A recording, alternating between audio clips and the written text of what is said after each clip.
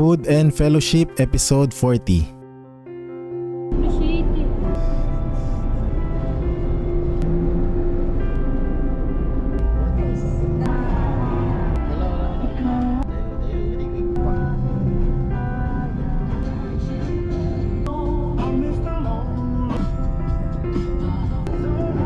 Maglalakad naman.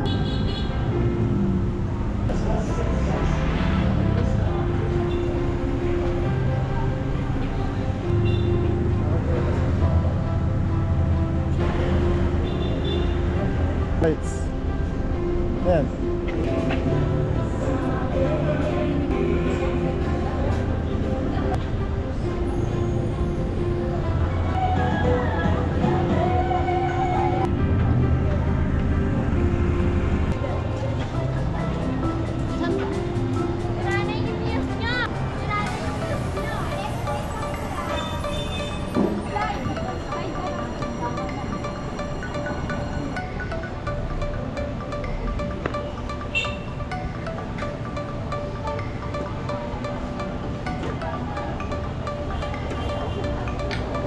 Matcha powder.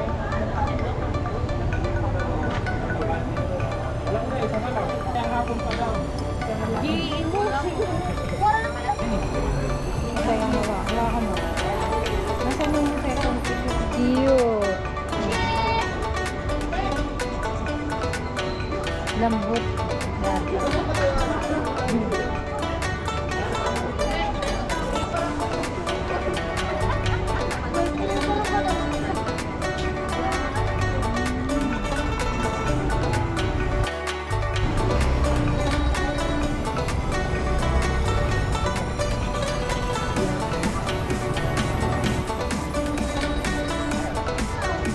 Meron. Ano tayo natin? Baka tayo na. Ito na ako bibilang. Yes.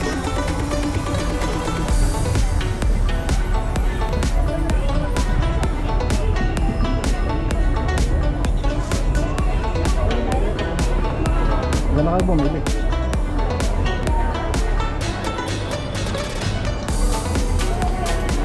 Nakakopya.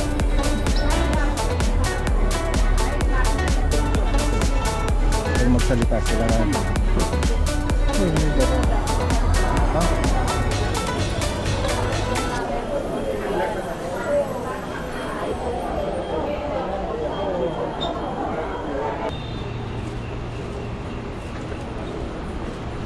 KK Bakery. Ba't tayo tao ngayon? Sabado kasi, no?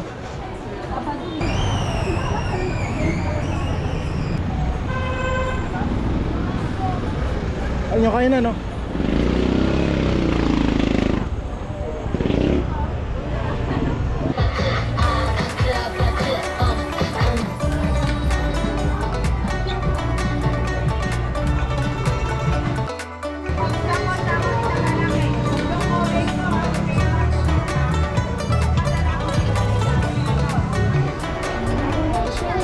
Ganda. Ay, maganda yan ah.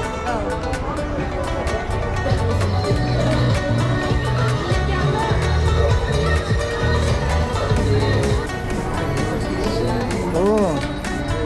Oh, may nakakagot ako. Ang harap.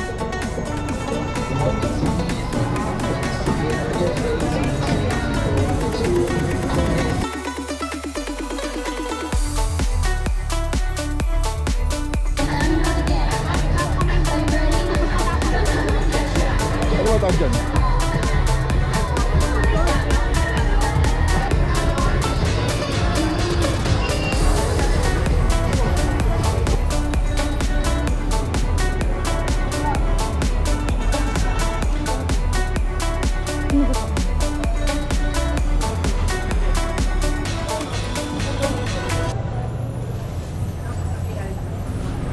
Ano to? Pechay. Okay, okay. Ano? Ano ba? Ayan naman muna. 1, 2, 3, patay. Ayan na. Ano ba siya? Ayan. Baw yan, baw. 3, go. Go. Ano lasa? Ano, sobrang taas.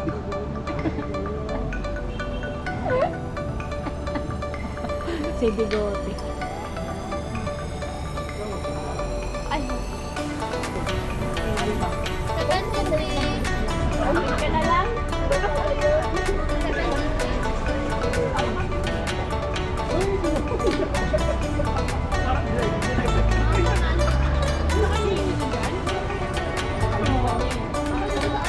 Yan.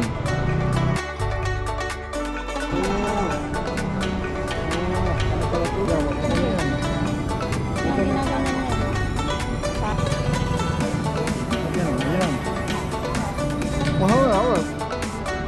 Ito na. Yung makikiuso ko.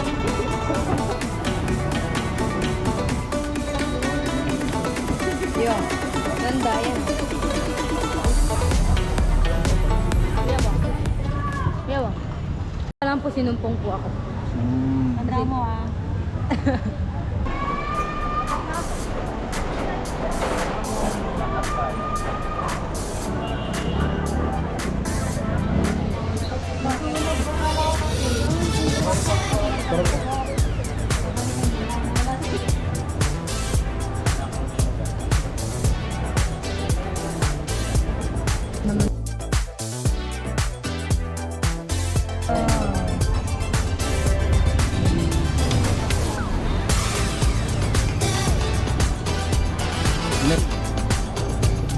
Wow.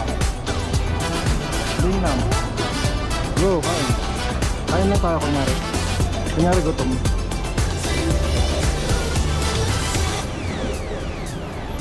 Yan po yung magkambal, nagpo-food trip.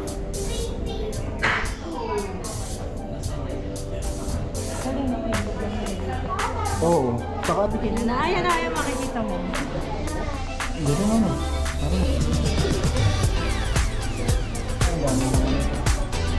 Sige, utak. Ostrigo.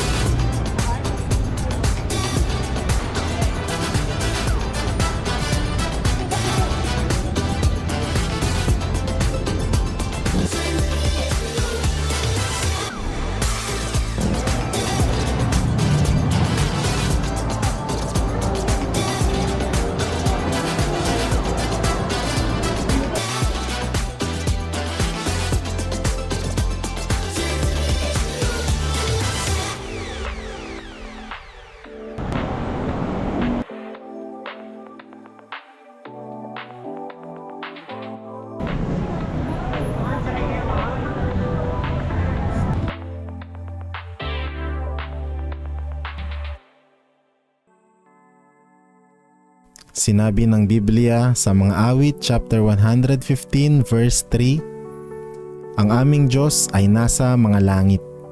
Kanyang ginagawa ang anumang kanyang kagustuhan. Nag-iisa lamang ang Diyos sa langit at siya lamang ang may kapangyarihan sa lahat ng bagay. Kung ikukumpara sa Kanya, ang mga Diyos-Diyosan ay gawa lamang ng kamay ng tao at ang mga ito ay walang magagawa. Ang tunay na Diyos ay naghahari sa langit at ginagawa niya ang kanyang kalooban nang walang nakakahadlang. Sinasabi ng Biblia ang kapangyarihan at pagiging soberano ng Diyos. Ang langit ay nagpapahiwatig ng kanyang kaitaasan, sariling kalayaan at autoridad sa lahat ng kanyang mga nilikha. Sa mga Kristiyano, ang kanyang kalikasan ay isang malaking kasiguraduhan na ang perpektong plano ng Diyos ay magaganap at walang makakapigil dito.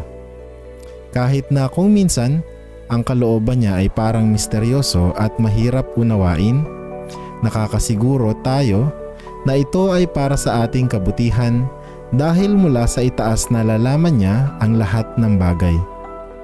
Lagi natin tandaan na tanging ang Diyos ang may kontrol sa lahat ng bagay na nararanasan natin. Kaya dapat din tayo magtiwala sa Kanya dahil Siya ay patuloy na nagpaplano at kumikilos para sa ating ikabubuti.